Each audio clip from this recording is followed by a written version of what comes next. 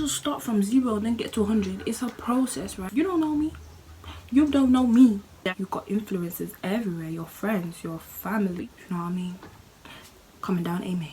Nobody's perfect. Everyone's got their little dirty secret. It's gonna come out. I'm joking. It's a big of stick on the steel. Hey guys, it's Tia here and I'm back again with another video. So today I just wanted to talk about my life, really. My life as a Christian, young Christian girl in 2020, I guess, or in these times, in this generation. Okay, so I have 3 points because I didn't want to like waffle, and I'm just gonna go straight into them. So the first is it's not boring, and I don't want to be cliche, but trust me, it's not boring. Like, being a Christian is not boring. I will insert some examples. Better days, I see better days. Because of Jesus Christ, I see better days. And I will not die. The resurrection power of Christ. under that point I put friends. Yes, you meet so many people, especially if you go to a church like mine. I go to Mustard Seed Chapel International, also known as Lighthouse Chapel International, but you'd probably know it as First Love. Yes, I'm part of that beautiful family. There's so many people you meet because of the different functions and like different events that we have. You meet so many people, and even just in the church, like the local one, like I have met people that I really believe I will know for the rest of my life, that have made like a large impact into my life. The atmosphere in church is mad. Like, I'm telling you, it's such a good place to be. I'm no cap. Everything about it, man. Like, it's not just what you see on TV, those people that just make it look so dry and so boring, and I feel like it's just such a bad image. Not a bad image, but like, it's just not what it really is. Like, just find the right church for you. The third and the second point kind of go together, so I think I'll just put them together. So 1, it is hard, and 2, it is a journey. So it's a journey because at one point I was just, because I was born into church, because my mom is a very religious person. She's an angel. Bless her, she's an angel. So for the most part of it, I was basically going to church because my mom was going. I would do whatever my mom did, right? That's what most of us people do. You follow what your parents do, and up to a certain point. Then there was a certain point in my life where it's like, okay, now I go to church because I want to go to church. I go to church because I believe in Jesus Christ. I wish I could say when that was. I just know maybe like gradually, it just gradually I just knew that I actually wanted to go to church because I felt the impact of God in my life. I felt how much I needed him, big time.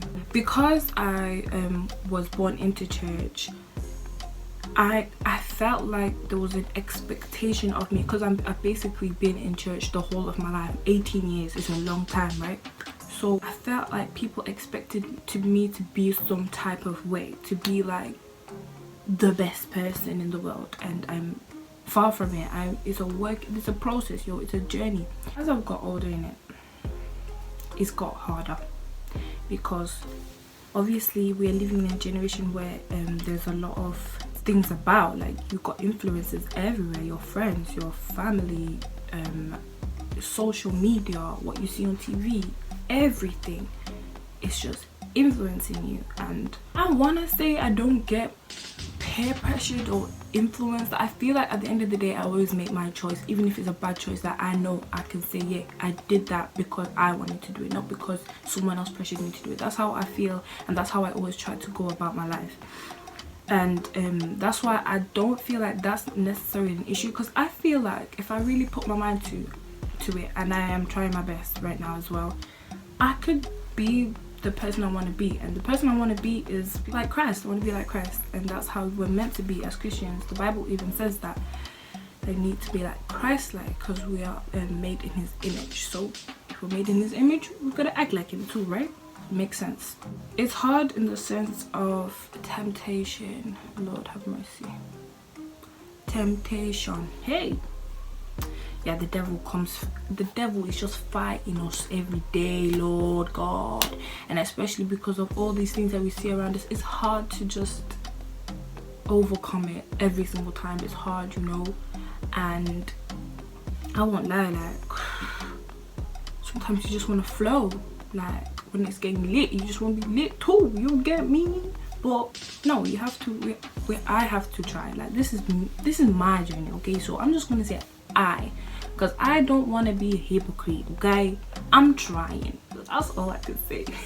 Personally, I'm trying like with music, because to be honest, it's good to just listen to Christian gospel music, and there's some bangers out there. So please don't think it's just sleepy one. No, there's some bangers, and there's genres for everyone, just as there is in cellular music, different genres there is in gospel too.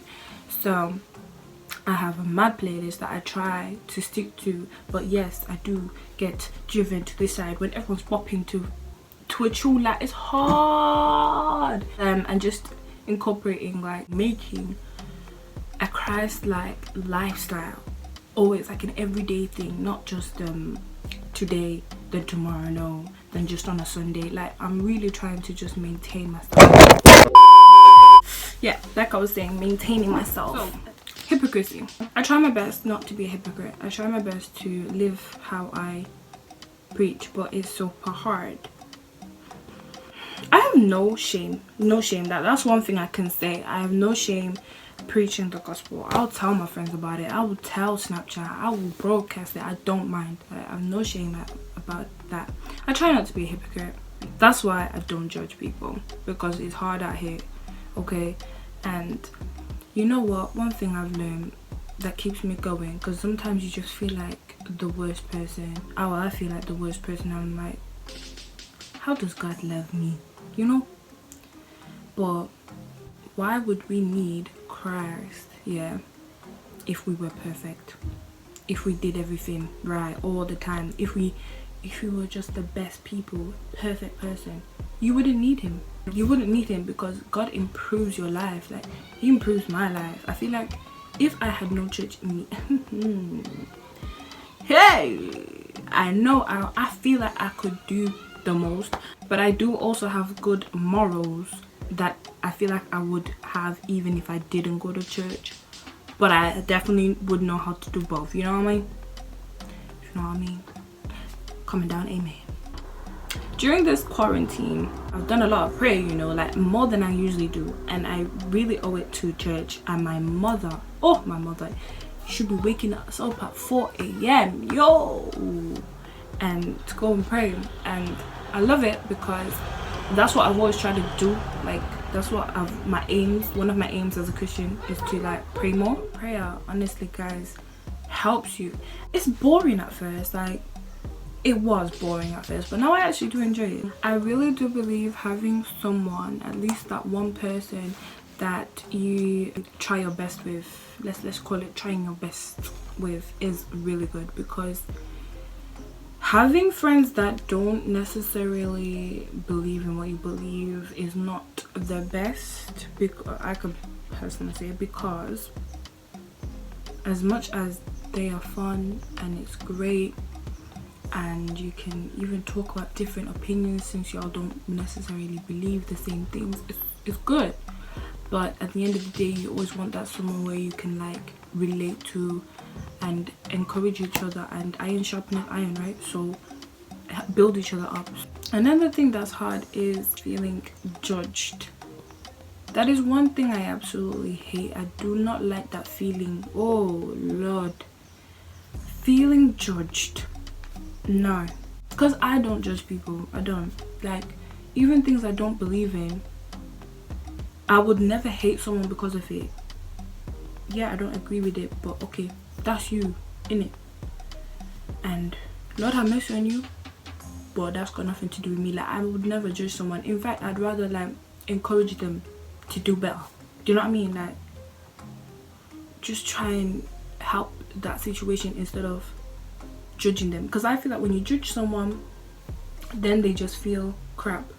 That's how it makes me feel. It makes me feel so crap. I feel like being rude to me, okay, I don't like rudeness, but like being rude to me, chatting stuff about me, I don't care. Like those things don't faze me.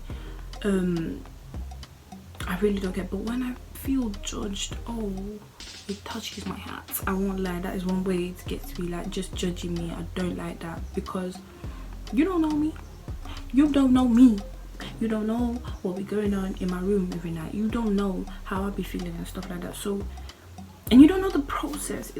You can't just start from 0 and then get to 100. It's a process, right? So I don't judge. Let the process. Okay, right. And I felt like I experienced that a lot, or maybe it was my overthinking. But even in church, I kind of felt it. You know those aunties, yeah. You just feel a bit. You just don't feel perfect. You just be looking at them and they look perfect. But you know, let me tell you something that I've learned, especially in 2019. Nobody's perfect. Everyone's got their little dirty secret. It's gonna come out. I'm joking. Everyone's got their thing, yeah. Everyone's got their thing, and just because yours came out, tomorrow's theirs will, or next week, or next year. Everyone has the time it gonna come out. Oh yeah, and I'm gonna do a story time on when mine came out. Basic points. Being an 18-year-old Christian right now, 1, it is hard. 2, it is a journey. And 3, it is not boring. And always remember that. I don't know what this video did, but I hope it did something to you, and I hope it encouraged you. And like a few points I just want to add in. Revelations 3:20. Behold, I stand at the door and knock. If any man hears my voice and opens up the door, I will come into him and sup with him and he with me. You gotta let God come in, okay? You gotta let him come into your heart and do his thing. Because if you don't allow it, God is not a forceful God. He will not force you to obey him. He will not force you to surrender to him. He wants you to come as you are in it. And Ecclesiastes 12:1. Don't let excitement of youth cause you to forget your creator. Honor him in your youth before you grow old and say life is not pleasant anymore. That is Ecclesiastes 12:1 in NLT.